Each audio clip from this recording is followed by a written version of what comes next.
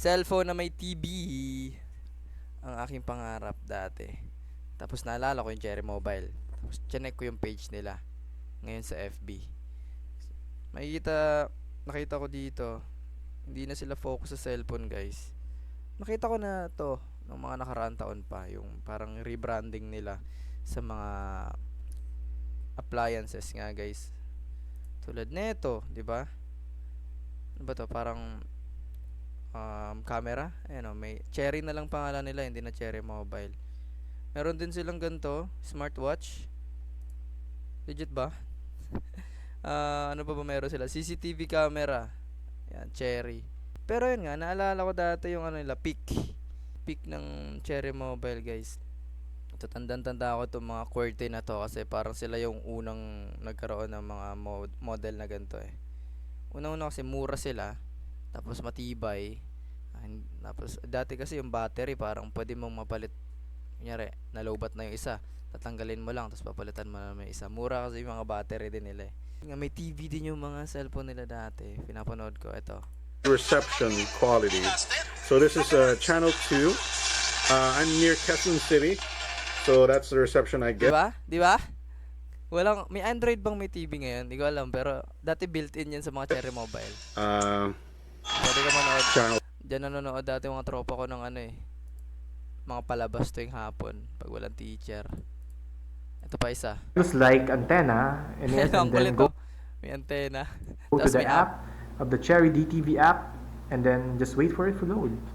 Diyan nanonood ng mga palabas There you go. Balita. Ayan, ano siya, pagka kunyari brown out, tapos kailangan mo manood ng balita or update, tapos may charge naman yung phone mo, yan, pwede panoorin, guys, pwede sumilip sa balita. Pakibalita tayo kay Alvin Tulagan ng GMA Dagupan. Astig nga pag inisip mo ngayon, ahead of its time As you can hear. Di ba?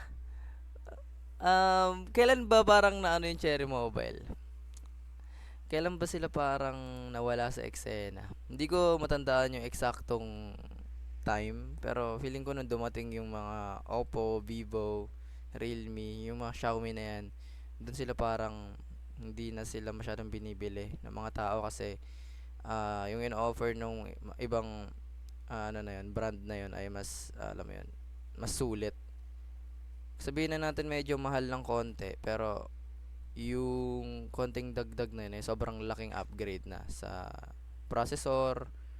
Alam ko yung mga Realme dati mura lang, yung mga Snapdragon nila, mga malalaking capacity ng battery, mga screen, mga fast charging. So hindi na doon masyado nakasabay yung Realme.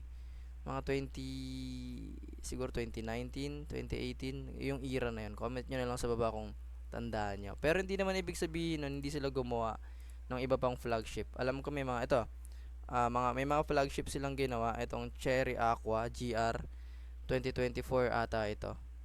So ito yung parang latest nilang ginawa na smartphone na Android. Pero hindi ko rin masyadong nabalitaan kasi hindi na nga masyado nilang pinopromote yung cellphone. Ay mga cellphone nila dito halos parang kung makikita mo dito yung isip kasi nung mga bibili nito. Nung una, bigo, wala naman natang bibili. Pero nung nabasa ko yung mga comment dito, para daw sa kapatid niya, yung pang emergency call, pwede naman talaga, diba? Usable naman siya, hindi naman siya worst. Siguro pag dinaan mo siya sa mga gaming talagang kumbaga yung standard ngayon, hindi na siya masyadong pasok. Pero yung basic na cellphone na usability, na task, nagagawa niya pa naman. Kaya yun lang may mahalaga sa iba. Gusto lang din nila ng screen, mapapanoodan, di ba? Hindi naman nila masyadong kailangan ng mga fancy na specs. So may mga bumibili pa rin ng Cherry Mobile na cellphone.